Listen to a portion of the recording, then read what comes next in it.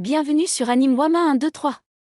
Aujourd'hui, nous découvrons ensemble le chapitre 29 de Solo Leveling, Ragnarok. Le chapitre commence avec Sio qui tente de faire entrer Amu dans le donjon de l'ombre. Mais une entrave invisible l'en empêche. Amu, frustré, explique « Dès que je pense je vais sortir d'ici, la chaîne apparaît pour me contraindre. » Sio, intrigué, analyse la situation, gênant comme sortilège. Je ne m'attendais pas à cette possibilité, donc je voulais vérifier. Il élabore alors un plan pour libérer Amu. Notre plan comporte deux conditions préalables. La première tâche consiste, pour Ezil et moi, à vaincre le boss et détruire le donjon. La seconde est de faire perdre leur fonction à ces chaînes qui auront perdu leur support. Une fois cela fait, Amu, libéré de ces chaînes, nous rejoint avec Beru. Vous entrerez ainsi dans le donjon de l'ombre et échapperez à l'effondrement de celui-ci. Amu, sceptique, demande « Cela signifie-t-il que c'est un échec si l'une de ces deux tâches ne peut être accomplie ?» Sio, confiant, répond « J'ai une solution de contournement en tête, en cas d'échec. » Amu acquiesce « D'accord. Quoi qu'il arrive, je sortirai plutôt que de rester coincé ici de cette façon. » Le combat contre Sika commence. Sio se retrouve rapidement en difficulté face au gardien du tombeau, Sika, qui l'attaque avec du sable mouvant. Sio se débat, PFF. Le gardien du tombeau Sika. Difficile de s'approcher de lui à cause du sable. En voyant le nom inscrit en rouge, je dirais qu'il est au moins de rang A. Si je continue comme ça, je serai à court de mana en premier, et ce sera fini pour moi. Il faut que j'en finisse le plus vite possible. Ezil intervient en lançant son arme, mais l'attaque combinée est repoussée d'une seule main par Sika. C'est alors que Sio a une idée, Ezil. Utilisons la compétence « Création de liens ». Ezil, enthousiaste, répond « Oui, jeune maître. » Enfin. Les conditions de chargement de la compétence « Création de liens » que j'ai apprises après avoir franchi le portail avec le jeune maître sont remplies. Elle se transforme et transfère sa puissance dans le poing de Sio. Mais ce dernier sait qu'il ne peut pas se permettre d'échouer. Il concentre toute son énergie et frappe Sika avec une force écrasante. Le coup est si puissant que Sika ne peut pas le contrer. Le gardien tombe, vaincu. Beru prévient alors Sio, le donjon s'effondre. Amu, encore sous le choc, murmure, il semble donc qu'il ait réussi à vaincre le maître du donjon. La libération d'Amu alors que le donjon s'effondre, les pieux qui retenaient Amu commencent à tomber. Beru crie, crocodile.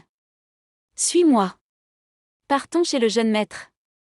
Amu est en proie à des souvenirs douloureux. Il se souvient des expériences qu'il a subies sous Tarnak et le chaman. Torturé et mutilé, son seul espoir était de revoir un jour la majesté de la nature. Mais alors qu'il est sur le point d'être libre, des pieux surgissent et l'attaquent. Beru s'exclame.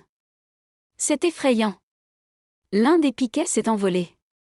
Amu, furieux, comprend que Tarnak et le chaman refusent de le laisser partir. Tarnak. Chaman. Êtes-vous en train de me dire que vous préférez me tuer plutôt que me laisser partir? Sio intervient et ouvre un portail pour déplacer les pieux ailleurs.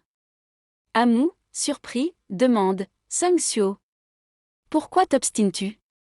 Que veux-tu me demander au juste, au point de risquer ta vie ?»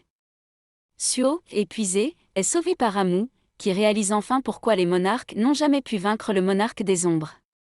Il décide d'aider Sio à finir le combat. Ezil se réveille pendant ce temps, Ezil reprend conscience et découvre qu'elle a été transportée en sécurité dans le donjon de l'ombre. Beru l'accueille, tu es enfin réveillé. Ezil comprend immédiatement, ah. Le jeune maître m'a renvoyé la première au donjon de l'ombre parce que j'étais à court d'énergie. Que lui est-il arrivé? Et Amu? Beru l'interrompt, chut. Tais-toi. Ils sont en train de se reposer. Ezil, soulagé, sourit, jeune maître, vous avez réussi. Une notification apparaît, vous avez recruté le descendant du corps d'acier comme compagnon. Vous avez terminé, quête urgente, faille dimensionnelle. Votre niveau a augmenté. L'autre intrigue, la poussière d'étoiles et la disparition de Sio pendant ce temps, un homme enquête sur la disparition du chasseur Sung Jinwoo. Il explique, quelque chose a commencé avec la disparition du chasseur Sung Jinwoo. Les portails et les chasseurs ont recommencé à apparaître. Grâce au souvenir de mon existence précédente que le chasseur Sung Jin-woo m'a rendu, j'ai été capable de fonder rapidement l'association des chasseurs et de mettre fin au chaos du grand cataclysme. Il parle d'une mystérieuse substance, l'existence de la poussière d'étoiles, signifie que les choses ont évolué différemment du passé. Un stimulant qui n'existait pas dans l'autre réalité, quelque chose qui augmente le mana des chasseurs de bas niveau sans effet secondaire. Son enquête l'amène à un suspect. Les informations que nous avons découvertes jusqu'à présent disent que le distributeur de cette substance est le vice-chef de la guilde de la faucheuse, Lee Min-sin. Soudain, un téléphone sonne. Un homme préoccupé demande « Que se passe-t-il, monsieur ?» C'est l'oncle de Suo, Yoko Jino, qui appelle le président de l'association des chasseurs, Woo Jin-keol. L'oncle, paniqué, explique « Je vous contacte car j'ai besoin de l'aide de l'association. Mon neveu. Il s'est éveillé en tant que chasseur, et je crois qu'il est piégé dans un portail.